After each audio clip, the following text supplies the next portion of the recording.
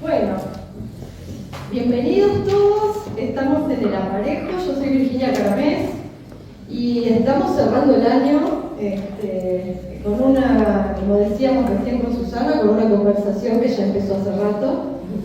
Y bueno, vamos a hablar sobre tu obra. Te voy a preguntar cosas difíciles de contestar. Bueno, pero me van a ayudar. Hay acá, sí, acá hay lectores tuyos mezclados por ahí. Bueno, primero agradecer a la biblioteca Carriego, que siempre nos da este espacio, a los chicos que nos ayudan, Darío y Maxi. Gracias. Omara, que siempre está en las sombras, pero está atenta a todos los movimientos de gestión de todas las bibliotecas, así que muy agradecida. Y bueno, cerramos un año de mujeres. No, cierto, pensé eso. Bueno, yo me di cuenta después que esto había empezado, porque no hubo una intención de que fuera de mujeres, pero así se fue dando. Así que hubo un par de encuentros que fueron postergados del año pasado, porque hubo paros y cosas que tuvimos que postergar. Pero de traducción estuvo Vicino. Eso fue el año pasado. El año pasado cerramos el año con Auricino, con Silvia Camerotto y Gerardo Levin. Sí. El año pasado empezamos, bueno, tengo que mencionar a Jorge Auricino, un amigo que, bueno, no voy a hablar mucho de eso porque me cuesta, que falleció este año. Y bueno, el año pasado él hubiera estado acá en este momento porque venía siempre le gustaba el ciclo y fue el que inauguró el año pasado, fue el primer invitado. Que como no quería leer, él me dijo, no quiero leer yo mis propios textos, bueno, te voy a traer a alguien, y vine con Cristina Vanegas, así que fue todo un evento, quedó gente afuera, fue una cosa impresionante. Y después cerramos el año con él también, pero ya en una mesa de traducción. Se lo invité como poeta al principio y como traductor en la última. Y ahora cierro con vos, así que un gusto tenerte, Susana Schwab. Te voy a presentar porque igual todos te conocen. Yo siempre empiezo con una biografía. Ahora, la biografía de Susana es muy larga, así que yo de acá, mira, libros y libros, bueno, vamos a ir hablando. Yo tengo todos estos y los vamos a ir desgranando un poco. Y acá yo me marqué cosas relevantes como Premio Nacional de Iniciación de Poesía en el 87, Premio UNESCO en el 84, Premio Antorchas a la Creación Artística, Premio Regional, todo muy laureada. Es cierto, hasta hace un tiempo, después, o no mandé, o cuando mandé no. Bueno, te dormí en los laureles, ¿cómo se dice? Pero te dormiste en los laureles, de los laureles que ya habías obtenido. Tercer premio al concurso Fundación Inca en la categoría cuento, también porque es narradora, aparte de poeta, ya todos lo sabemos. Tercer premio, eso ya lo dije. Premio único de poesía de la Municipalidad de Ciudad de Buenos Aires. Mención del concurso de cuentos Julio Cortázar. Escribiste libros para niños, escribiste teatro, y después empiezan a aparecer cosas que yo marqué acá, y los voy a decir de este modo porque no me voy a detener en todo esto. Te dice Embajada de Alemania, Casa de América en España, Feria del Libro de La Habana, Libro de Frankfurt, Viena, Suiza, Toledo, Innsbruck, París, ediciones de L'Occhio di Celan, por todos lados. Sí, eso que soy una persona sedentaria, mis libros suceden acá. Tus libros suceden acá, pero no suceden acá, me parece. No suceden acá, digamos, por la repercusión, pero tampoco por la temática, me parece. Ahora vamos a entrar un poco en eso.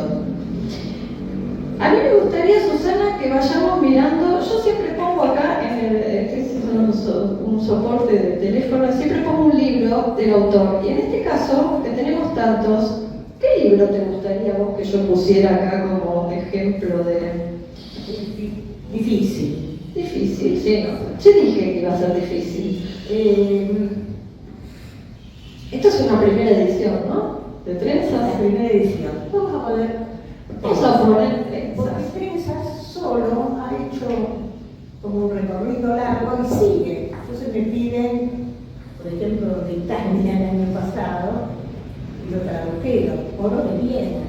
Lo de Viena, eso me acuerdo. Sí, pero la de Italia fue posterior, no sé si, creo que lo puse alguna vez en las redes. Me mandaron los libros. Escúchame, vamos a dejar este acá porque este es narrativa y este es un ciclo de poesía.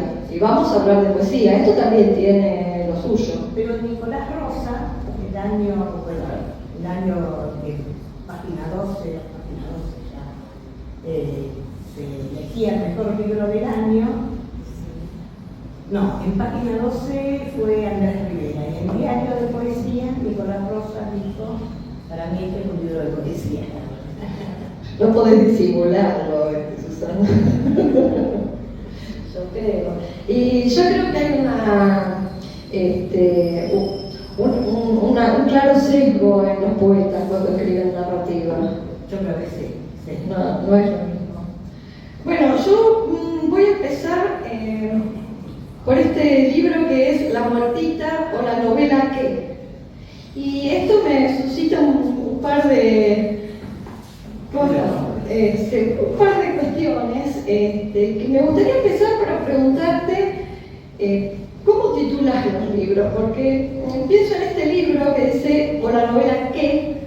Pienso en el libro No de los Salmos, en ese juego de interrupciones o de arrepentimientos, pentimenti, dicen los italianos. ¿Cómo es este tema de los títulos de tus libros? Creo que decís eso es como que me fallara la certeza. Y es verdad, no creo mucho en las certezas. Pero el título surgió en los pueblos, se dice La Muertita, un poco a las que están. Tiene como dos cuestiones, un poco la depre, pero también lo que se dice mosquita muerta. Como todavía no sabía el título, contaba, bueno, estoy escribiendo La Muertita, o me anotaba como documento La Muertita, y después quedó así, pero yo sabía que era una novela. Como los demás no se iban a dar cuenta, le puse o la novela que. Pero quedaste en el qué. Claro, y no qué con la C. No. Que continúa. Sí, por eso, claro, hay un freno ahí, que lo dejas ahí. Y digo que es como nuestro diálogo, empieza antes y continúa, ¿no? Vos decís mi pueblo y lo que no dijimos de tu biografía, que vos naciste en Quitilipi, en el Chaco. Así que bueno, es un dato. Tenemos varios poetas chaqueños, sí. dando vueltas. Acá ya vino uno. Freire, claro, que también es de chaqueño. Bueno, acá en este libro, Susana, hay tres cositas que me resultan como disparadores para conversar. Y uno es la idea de palparse. A ver, yo te quiero preguntar cosas con respecto a esto, ¿no? La idea de palparse para constatar el cuerpo. Y yo voy a leer yo ahora algunas cosas, después vas a leer voces de las que te proponga. Dice, estaba quieta, aunque tenía la sensación de mecerse como si estuviera en un trapecio. Entonces movió las manos, se tocó una ceja para tener idea del cuerpo, cuerpo de carne, cuerpo de aire, cuerpo despojado, quieta, se mecía. Y esta cuestión de palparse para el cuerpo, para constatarse, y yo me pregunto si para escribir hay que salirse del cuerpo, o sea, porque vos hay una sensación de la tranquilidad de volver al cuerpo, pero para volver hay que salir primero. ¿Hay algo de eso? No, creo que es un poco como leer, ¿no? Uno está en un lugar, pero está en muchos lugares. Y creo que con la escritura pasa lo mismo. Y bueno, el escritor es un atleta. está ahí en movimiento continuo, es un gran deportista. Ahora, a la vez está el cuerpo, o sea, se sale, pero a la vez se sale con el cuerpo, en el cuerpo. Y esto que requiere mecerse, yo creo que en muchos momentos hay personajes en los poemas que también leen y se mecen, están en ese movimiento, que ahora que lo digo, tiene que ver un poco con el mecerse de acunar, por un lado, y por otro lado, la lectura, la tradición judía. Hay un poema de Koser, de José Koser, donde dice, bueno, que está leyendo, están leyendo y es como acunar el libro, ¿no? O sea que... El libro incunable ese. Sí, Al revés del incunable. Bueno, hay un poema donde también aparece todo esto de los libros y cuidarlos como se cuida el bebé, como se cuida. Aparece mucho esto, ¿no? De la cuna. ¿No se oye? Bueno, díganme. Tenés que, claro, enfocarte me parece. ¿Ahí va? Ahí va. ¿Se oye? Yo sí. Perfecto.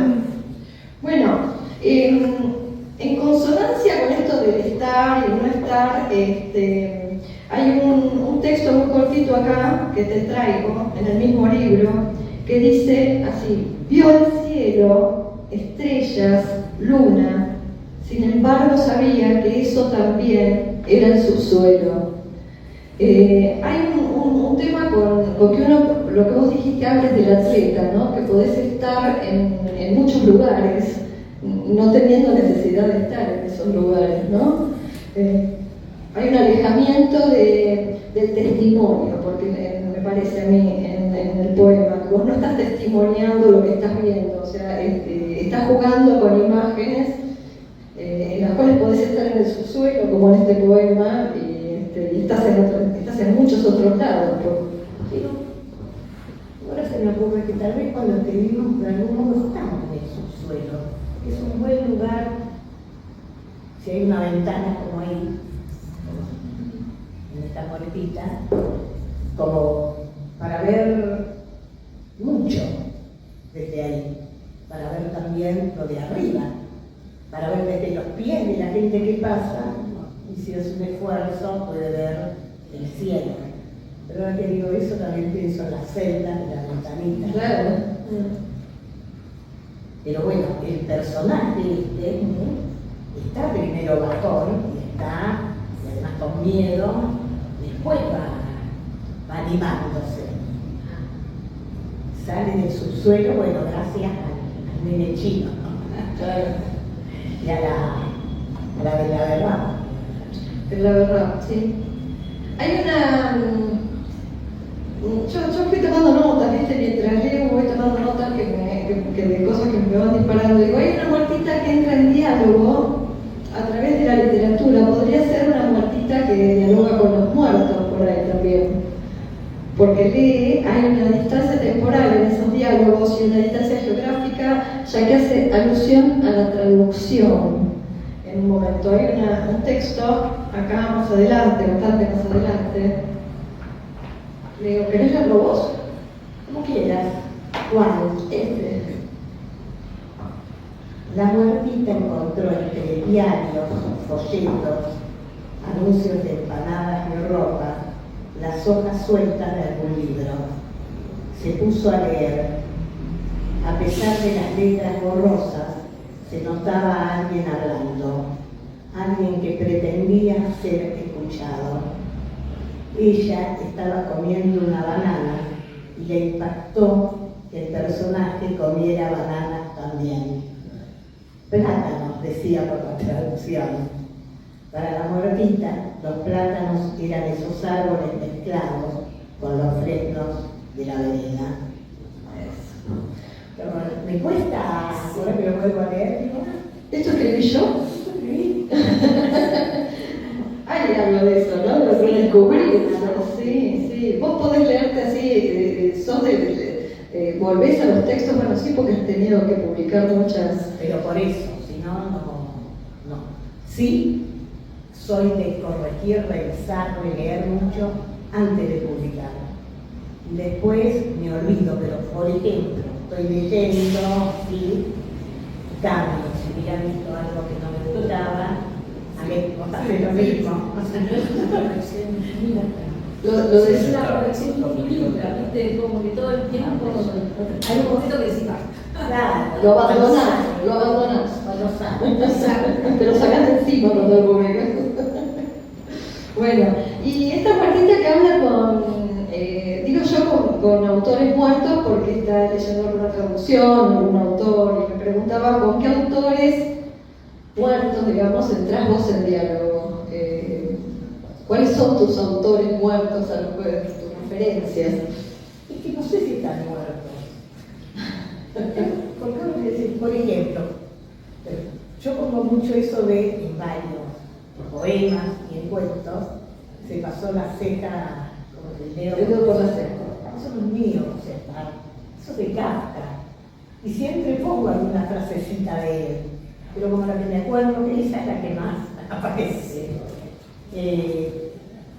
Pero no me da la sensación que está muerto. Bueno, Soy muy ignorante en ese sentido de como si estuviera. claro, por supuesto, estás entrando en diálogo con Claro, eso, claro. pero murió. No, ¿por qué? Eso me dijeron, yo no puedo tratarlo. Son esos autores que te disparan para escribir, ¿no es cierto? A mí mucho. Kafka, sobre todo. Sí, me piden algo y yo primero tengo que agarrar cualquier página de Kafka. Es como, creo que eso que funciona, me resulta del disparador. Sospecho que se la. Pero más Kafka, Ajá. es como otra cosa. Kafka es como un hermanito para mí, de la familia. Y Celan no es de la familia, es como más. Bueno, exactamente esa era la pregunta, yo quería que me contaras, digamos, claro, ¿quién está atrás, ¿no? De eso. ¿Y vos arrancaste con esos autores o cómo llegaste?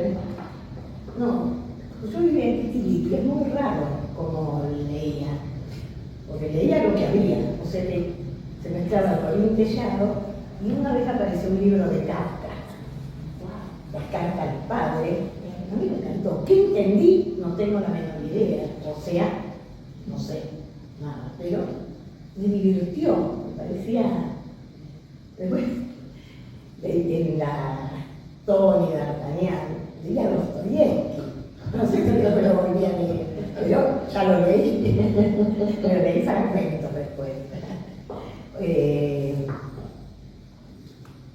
Y me llegó un libro que nunca le volví, una prima, alguien, llegó Titilipi, que lo tengo de Fabril, tapadura, de Saint-Jean Perse.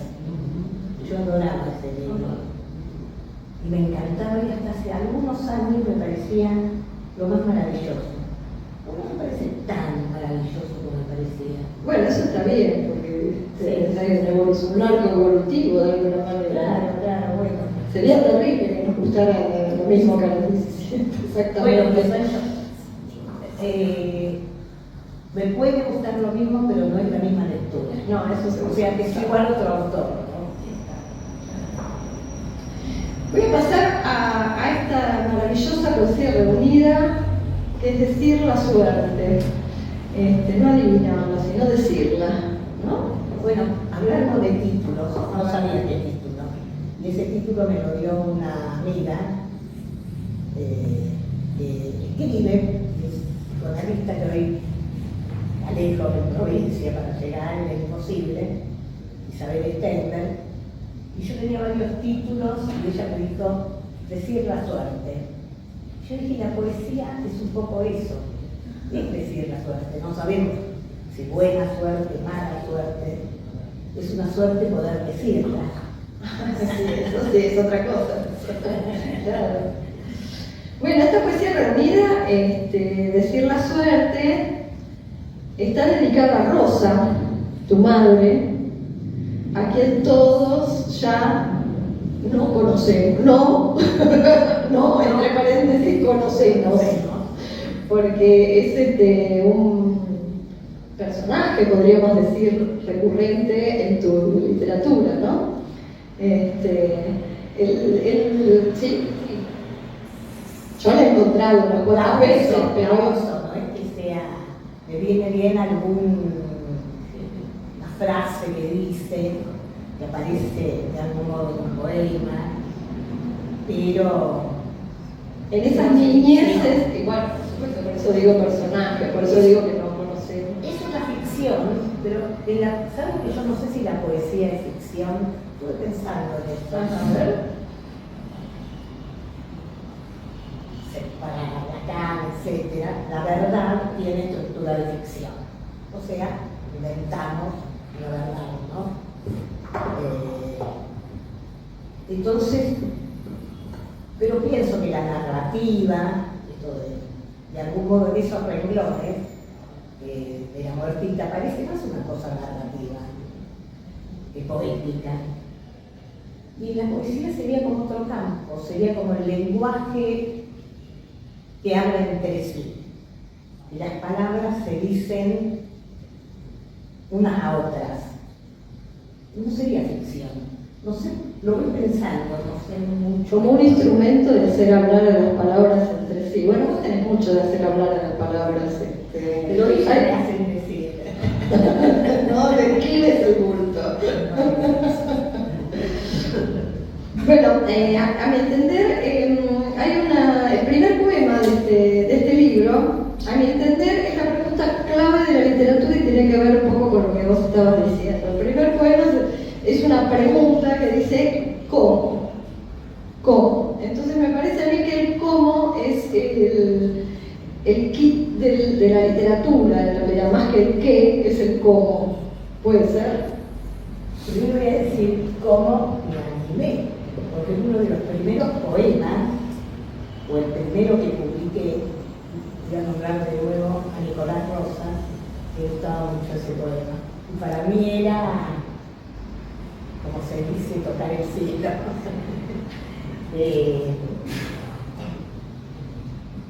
Y creo que me preguntaba cómo se escribe y en qué circunstancias, porque aparecen, todo lo que está por ahí aparece en el poema, transformado, y los personajes que están, en fin, si hay personajes. Digo, ¿querés que lo lea? Sí, quiero que lo lea, pero no, sí, No.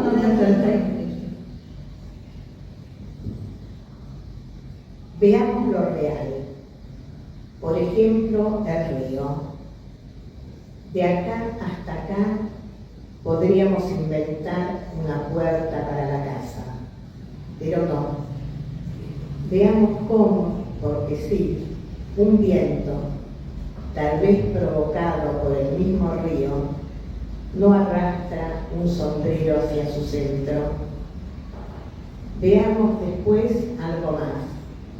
La lluvia, que comienza por inundar el sombrero, hace crecer las aguas a tal punto que nos es imposible seguir viendo, porque lo real salido de cauce nos ahoga.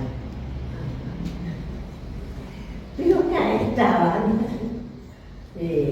Laura y una amiga, Marcela, tu hija. sí, jugando. Y yo estaba con la Olivetti, taca. Entonces las metí y ellas le decían, bueno, hagamos una puerta para la casa de acá. Porque incluían la ficción de ellas, en realidad. Claro, incluía eso o me distraía y no podía. Entonces estaba todo lo que sucedía en la casa, digamos. Pero también estaba leyendo el seminario de Lacan, que hablaba sobre lo real, que después lo dejé de leer porque ya está, apareció en el poema. Sí. Claro, esta cosa de la imposibilidad de aprender lo real, ¿no es cierto? Y sí, y como inagarrable. Inagarrable, porque cuando definamos el río, acá hasta dónde, ¿no? O sea, bien. La lluvia aparece. La lluvia es una herramienta también en tu obra, ¿puede ser? Aparece en varias obras. Sí. Sí. La lluvia aparece mucho en la poesía en general, pero con distintos usos, digo. Es como una herramienta, pensaba yo. Sí, que me aparece, pero también me gusta, digamos. La hago aparecer también. Sí. En trenzas yo de todo tiempo. Claro, por eso hay muchas lluvias en los poemas. Quiero que me cuentes un poquito, mira. ¿Querés leerlo? Uno de porcelana. Ellos pagan la culpa que infundió alma a su origen. La pagan en una palabra que persevera injustamente, como el verano. Una palabra, vos sabés, un cadáver. Vamos a lavarla, vamos a peinarla, vamos a volver su ojo hacia el cielo. Es una maravilla. Es una maravilla. Que venga y que lea él. Bueno, eso lo puse como señalador en la parte de tu poesía reunida de El ojo de Celán.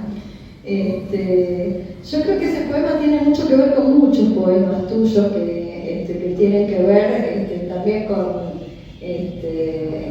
el holocausto, con muchos temas que vos abarcás en tu obra. Él dice una palabra, vos sabés, un cadáver.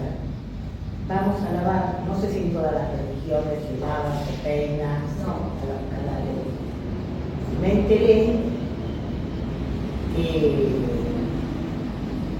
cuando a la tablada los cadáveres se los lleva a un lugar a lavarlos, peinarlos, tuvieron que se los ponen en tierra.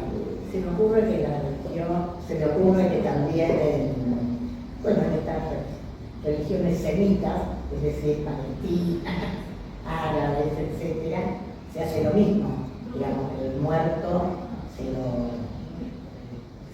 deja en la tierra y se lo lava previamente, etc. Hay un... para reunir los pueblos. Sí, hay un tema de tomar en préstamo ese cuerpo, ¿no? Para la vida y devolverlo en condiciones. Hay algo de eso. Se me ocurre que Sí. hay algo. Por eso, sí, no hay que perturbarse, la religión, intervenirse, digo, porque el cuerpo es un préstamo temporario.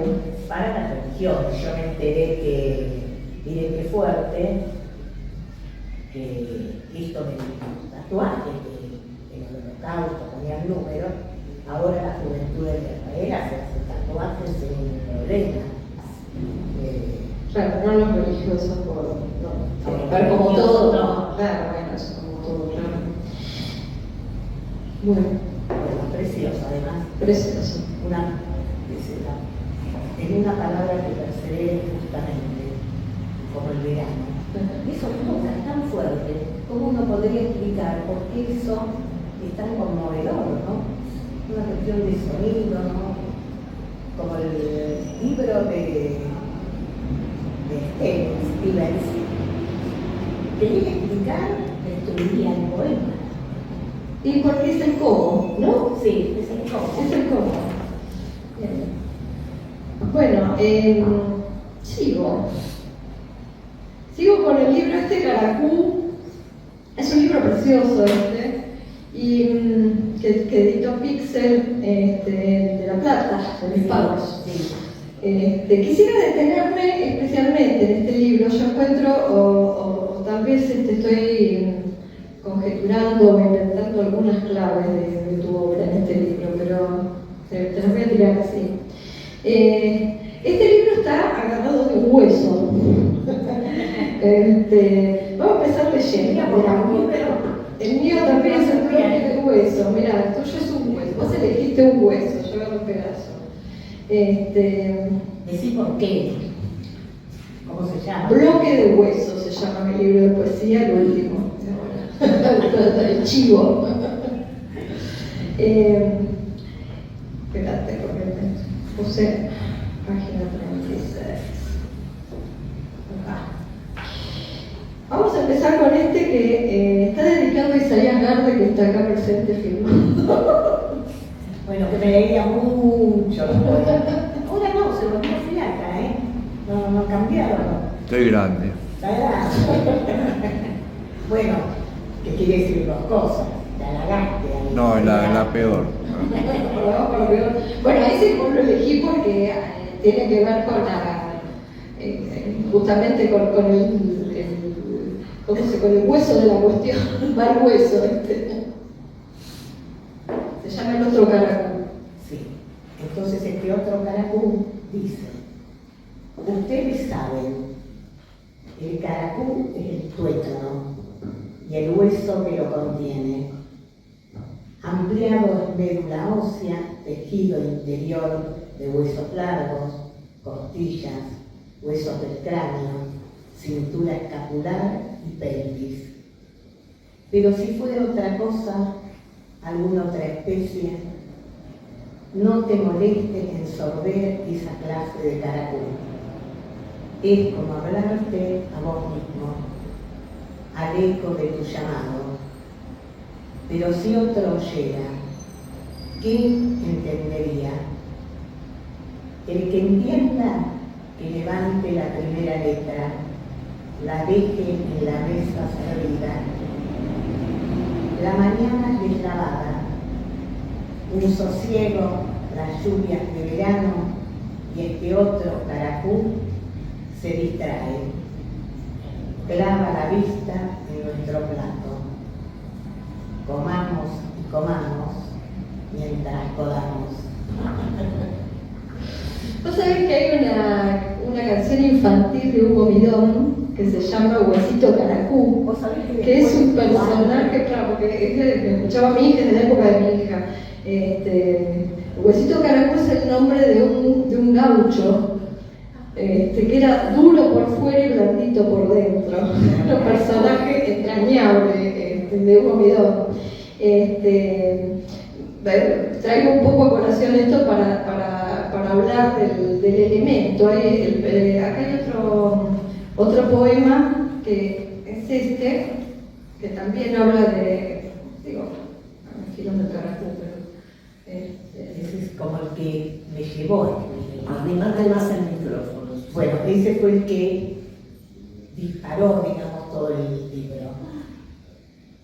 Que me dio mucho trabajo que quedara poema. Un poco para acá, ayudar. Para comer un caracú hay que tener el honor de recibir ese huesito redondo, agarrarlo con la mano y hacer un sorbido, un sonido que solo sucede en el momento del encuentro del hueso con la boca. Pero tampoco tu hueso es mi hueso. Nombro y me asombro. ¿Hasta dónde llega el carozo de la aceituna que, bajo mi lengua durante todo el viaje, recién descubrí? Cruzó la frontera, el muro, de un patio a otro. Gesticulás, como si yo dijera algo extraño. Te escucho murmurar. Llegó el tercer mundo. Hace cosquillas tu pronunciación, aunque no sé qué estás diciendo. Mi caracú resbala sobre la vereda, deja su grasa sobre el oro que, todavía, algunos festejan hasta el tuétano. Tu caracú, elegiste un hueso un hueso de poca monta, digamos, un hueso barato que se usa para hacer sopa, para hacer puchero. Pero rico, ¿no? Es rico, sí, sí, pero vos lo haces girar y llega a lugares insospechados, ¿no? Porque llega a bullir, coagula, las hormigas, un gran etcétera, este hueso girando. Y yo acá me preguntaba si este libro y tu obra en general tiene en este giro que se va ampliando, hay una fuerza centrífuga, me pareció a mí. Que partís de un detalle y empezás a girar y te vas yendo hacia esto que digo, lugares insospechados. Creo que sí, ahora que decís esto estoy pensando en Bárbara Lice, Sí. y también surgió un poema y de ahí como que entré a hacer esto que vos decís, ¿no? A desmenuzar la cuestión. Sí. No está aventurado entonces No. eso como concepto. Lo mismo con el libro. Ahí te voy a decir otra cosa que me parece, pero por ahí me equivoque, por supuesto, pero espérate que acá yo elegí otro, me gustaría que leas otro. ¿Puede ser? ¿Sobremesa?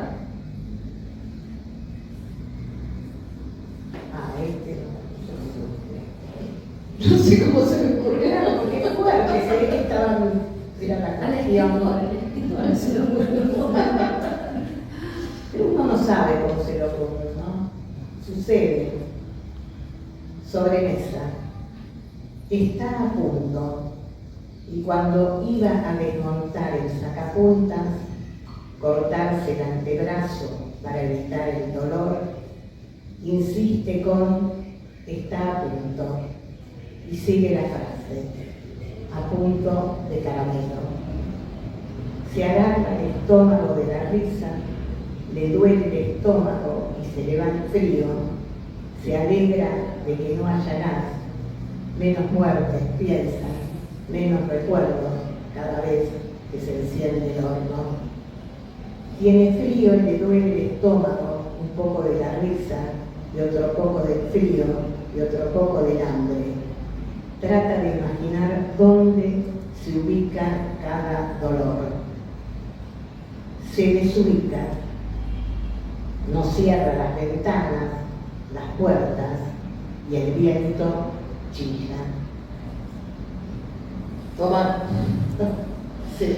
De todos modos, ante las cosas, ante la tragedia, hay una risa omnipresente, hay no una risa nada más, hay un humor también omnipresente en tu obra que actúa como ¿qué, Susana? Como un separador, digo yo, como un tomar aire para seguir o como una idiosincrasia. Que no puedo evitar, veo las dos caras.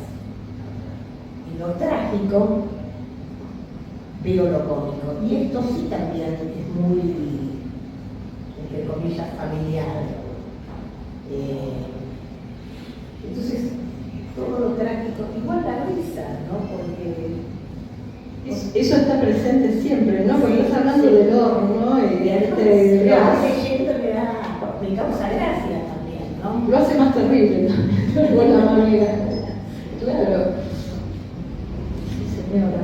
Más que la lluvia parece la risa, me parece. Sí, creo que sí. Y yo, si bien con cuántos estados de ánimo está mientras escribe, o solo está en ese lugar de la escritura, pero hay momentos que son como divertidos, ¿no? Que podría decir a la vez que se diversifican, ¿no? Con esa diversión. Es el festejo o sea, es la fiesta de poder estar haciendo lo que te gusta. De que a uno se le vayan ocurriendo cosas. Igual cuando yo dije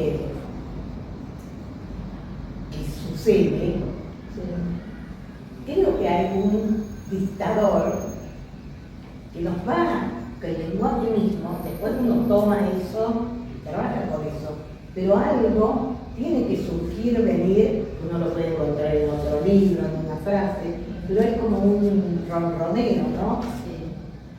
Mucho, algo que insiste y da como primer paso, algo.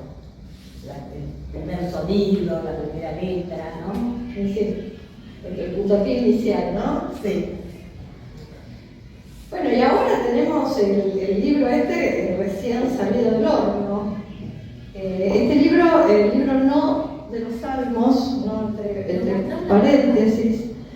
Este libro acaba de ser presentado en el Centro de la Cooperación, una presentación hermosa,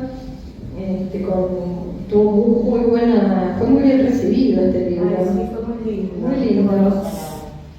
La presentación. La verdad que tengo que agradecer porque hubo mucho afecto. Mucho afecto, es un libro de Imperión, un libro importante, digamos. Muy bien. Y yo ahí te quería preguntar, primero te iba a hacer leer. Te voy a hacer leer. Tienes que trabajar. Es lindo, es linda la frase de hacer leer. Hacer leer. Este es más difícil de leer. Digo, este libro en general. Pensé que ese poema. ¿Sí? Me parece a mí, sí, esto me causaría más dificultades para leerlo por las Por alta o para leer. Sí, de hecho, hemos escuchado lecturas con distintas intenciones de este libro y ¿no? Porque hay mucha interrupción y a veces eso desconcierta. Bueno, pero eso depende de los lectores. Por supuesto, claro. No sabría decir, ¿no? Sí, porque no es que hago algo para producir un efecto, No, el efecto es bueno, porque de hecho, mira, tuvimos una lectura, vos tuviste, digo, una lectura magistral de Walter Romero, por ejemplo, magistral, o sea que sí, obviamente que esas interrupciones funcionan junto con el texto, o sea, son parte fundamental de la estructura, de cómo. Sí. Claro, pero es más difícil leerlo por primera vez, digamos. De todos modos, bueno, esto se puede. Llaves de la memoria, llaves y otra vez, ¿ves? Paréntesis. No cualquier llave, sino de la memoria. Que no se cansen los árboles de darme su sombra, de darte su sombra, su viento. Que no canse su mecer de cuerpos que leen. ¿Qué leen? ¿Para qué otra vez mis ojos, tus ojos, repasen el cielo, lean azul, azul celeste, azul eléctrico, tremendamente gris? También mi voz te diga, te vuelva a decir, te envuelva su moverse, que la palabra se asombre cada vez que todo eso que tanto, porque sí, nos habla. Que funciona. Y es un porque sí, ¿no? Ahora que digo eso. Yo pensaba al revés de lo que hablamos antes, y yo había escrito acá, quiero preguntar si es muy aventurado pensar que así como lo anterior, a mí me pareció esa fuerza centrífuga, y a mí este libro me pareció más centrípeto, que sería lo contrario, ¿no? Me refiero a que va, a mí me parece que va desde los temas hacia las palabras, y que te demoras en las palabras mezclándolas, puse yo acá como runas. Hay un juego hacia la palabra, que me pareció que iba hacia adentro, pero vos dirás.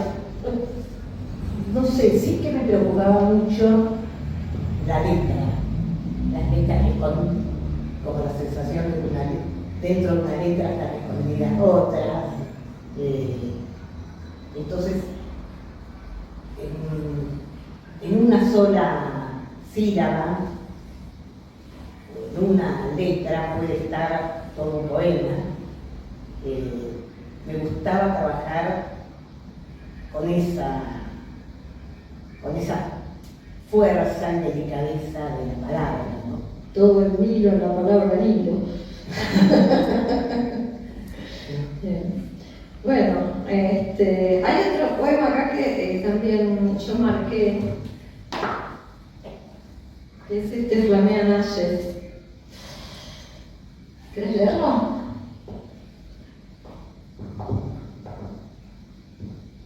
Bueno, Flamean Ashes. Que la lengua moje detrás de las rodillas, delante de los codos. Nos moje la frente, se estire, que tu de percusión, de sanación, moje el aire. Que tu de pie, acosquille el sonido de los platillos y la voz sondee la letra, melodee. Barbulicia pronunciaste, la cabeza baja. ¿Qué escondía tu deletreo, un deleite en letra sobre la lengua, el pan prensado guardado entre los brazos? La letra se movía, se abría la una de la una, y el líquido viscoso abejaba miel. Pastosa la frente, la fuente, el temblequeo, los renglones nuevos, flamean ayes, que tú, flamean ayes, que tú, de en el mundo. Bien, finalmente. Muy bien, muy bien. Bueno, ¿cómo cerrás un libro? Tus libros tienen temas, no es por una acumulación de poemas que estuviste escribiendo y llegaste a la cantidad y publicas un libro. Hay un hilo. ¿Cómo cerrás un libro? Ya perdí el tono, ya no me encuentro más jugo, lamentablemente, porque me gustaría de pronto libros más gordos. Viste que cuando uno dice un librito es porque es de poesía, cuando dice, ¡ay, qué rabia!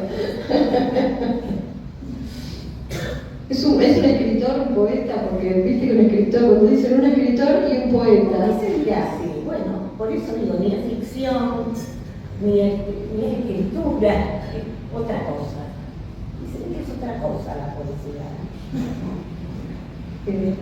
Eso, bueno, ha suscitado teorías inimaginables sobre qué es y qué no es la poesía, porque Claro, se siguen aventurando posibles. Pero podemos decir, a ver, no se me ocurre ahora, una frase un poco ahí, que podría ser un salto al vacío. Y me hace acordar algo que dice Margaret Durán en algún lugar, hace 1000 años, no estará esa frase, que decía, se vigila el vacío. Entonces, que la poesía de pronto haga ese salto al vacío y evitar que lo cierren a ese espacio, y me parece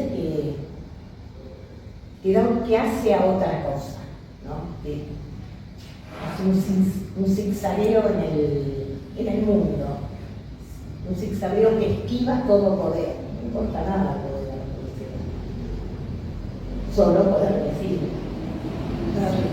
Vos sabés que justo estaba leyendo, ya que lo mencionamos, un poema de Aurechino. Mañana hay un encuentro en el Centro de la Cooperación de lectura de una editorial donde publicó sus últimos libros y Venían varios poetas, ¿no? todos los de este año, todos los que publicaron, o casi todos, qué sé yo.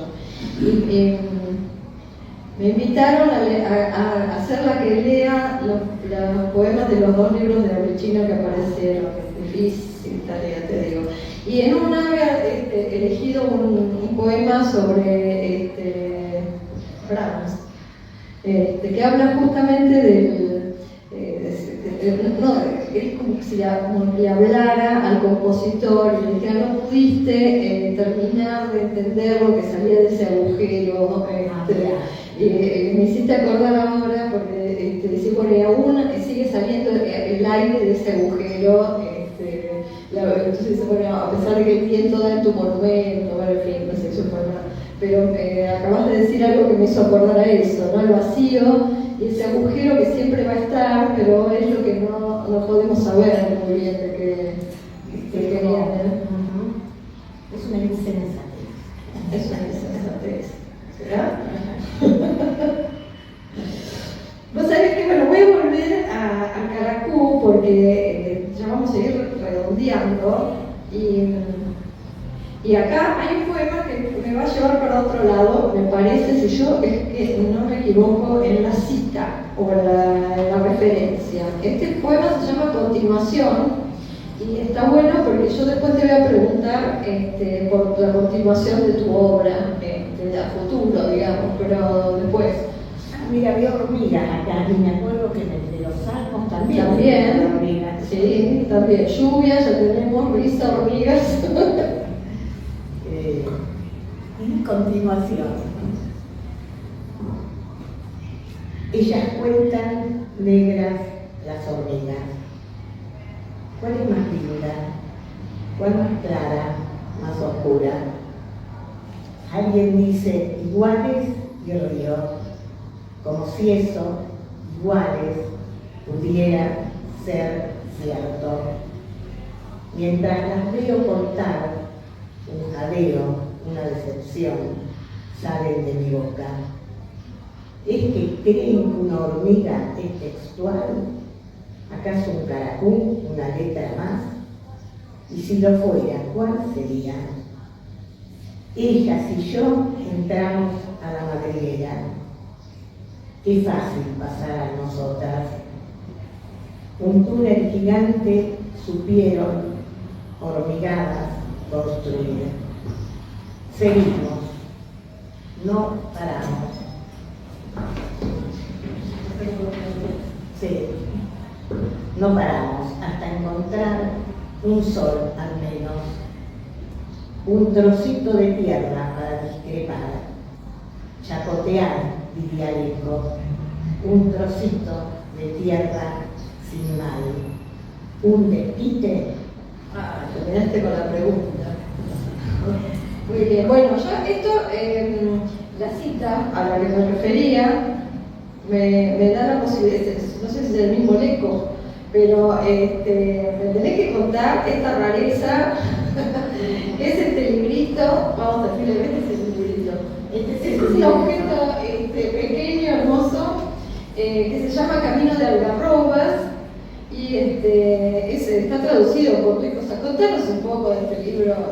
Bueno, primero decir que realmente agradezco a la gente de Ibris, Proyecto Ibris, que el día hace un año, un poco más, ellos sacan libros o bilingües, a veces con lenguas indígenas, otras europeas.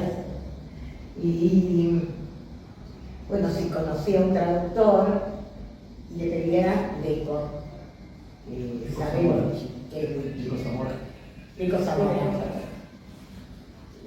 Nos llevó un tiempo y por otro lado uno nunca termina de creer que va a salir, que le dicen, es como raro, ¿vieron?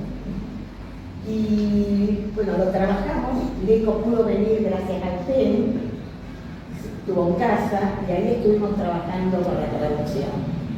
Decidió que después él realizaba, porque yo no sé, y salió el libro rápido, fue maravilloso, me trajeron los libros a la puerta de mi casa, me trajeron muchos libros.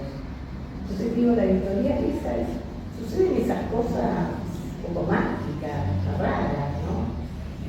Y los poemas son poemas que ya estaban, no inéditos. Y nos costó un poco buscar, porque hay palabras que o que no existen, o que habría que dar un rodeo muy grande, o habría que inventarlas, porque, por ejemplo, poesía es una invención de las palabras, lo que dice, la emoción, o sea, un montón de cosas Y por ahí aparece poesía dicho de otro modo en Wichi, por otra persona. Por otro lado, por ejemplo, en el primer poema, es muy interesante por cómo elegía a la vez, ¿no? Yo le di más poemas, el libro tenía que ser de este formato, y por qué llegaba o creía que podía más trabajar con algunos que con otros. Y esa cosa centrípeta que yo decía del juego de palabras debe ser una complicación tremenda, ¿no? Bueno, por ejemplo, el poema primero, en el libro, se llama Dice verdad la boca, que es una frase de Celan, por eso está en la tablilla en el libro. No es de loco de Celan, creo que dice no lo tenés, en Valle de las Estepas. Y dice, no tiene sentido, nadie va a entenderse, como dice la verdad la boca. Entonces le cambié el título, dice la verdad su palabra. Y así hay como varios cambios.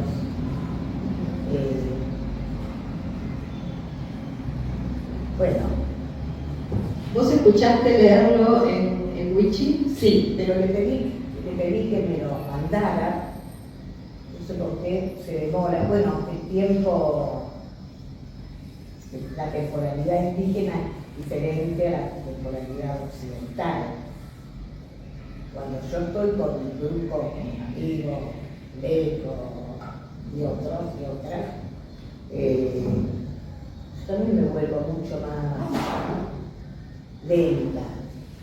Al principio se ríen porque no entienden por qué estoy tan apurada.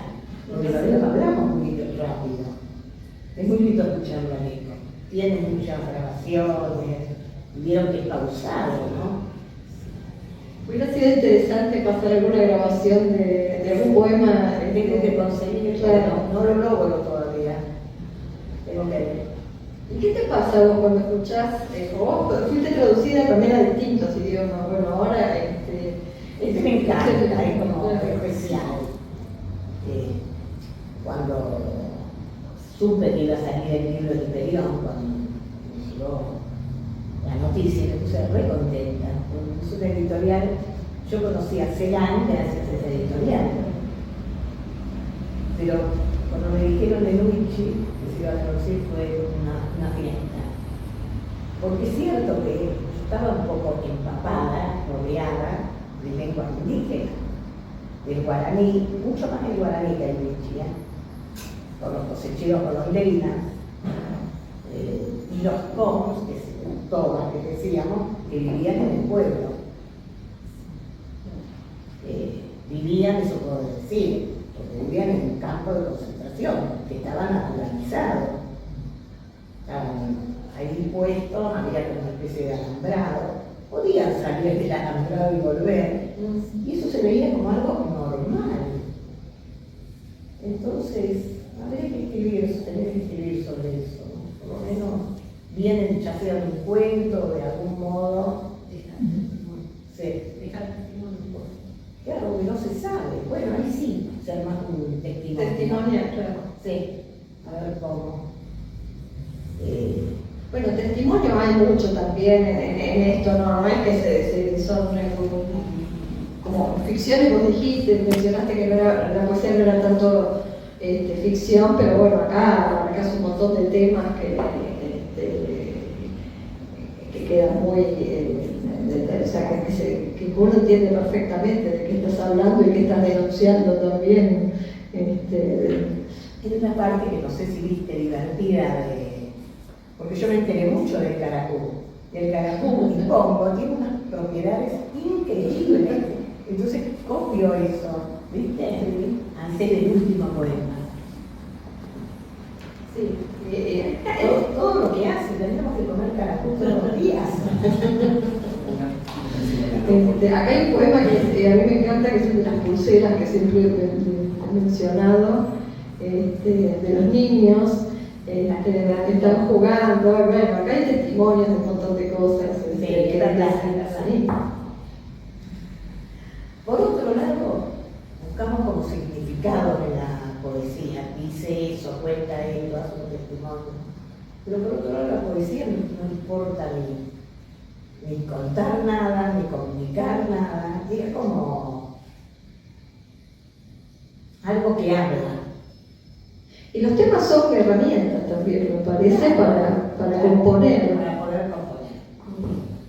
¿Querés leer este? Ya vamos terminando porque tenemos un tiempo determinado acá. Este porque a mí me gusta. Bueno. Ahora, era fuera del programa. Lo que viene a la memoria. Recién me había puesto la pulsera. Hablabas, girabas, hablabas. La voz no se quedaba quieta, ni la pulsera. Vos seguías con la perorata.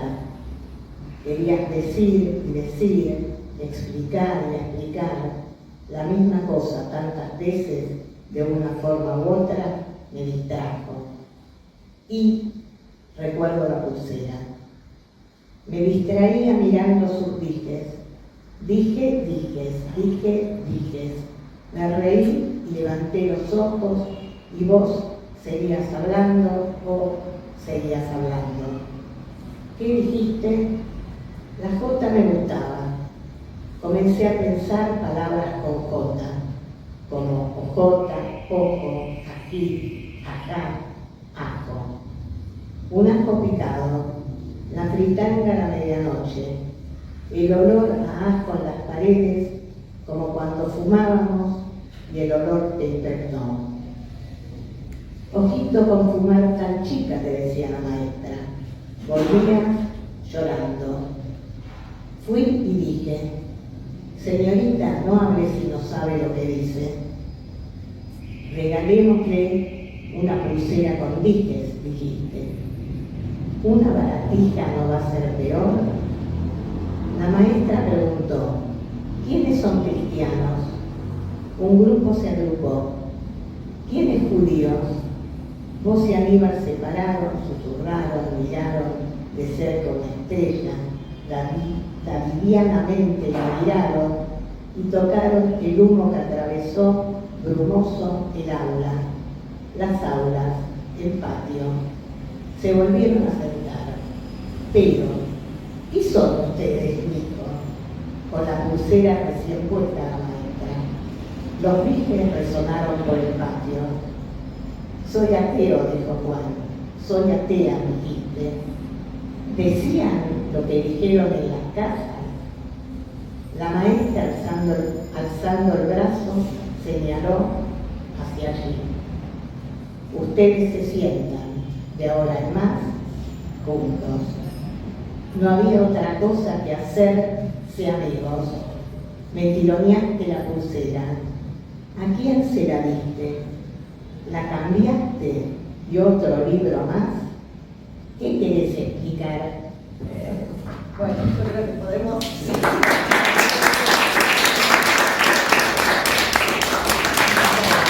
Susana, muchas gracias. Me encantó esto. Muchas gracias.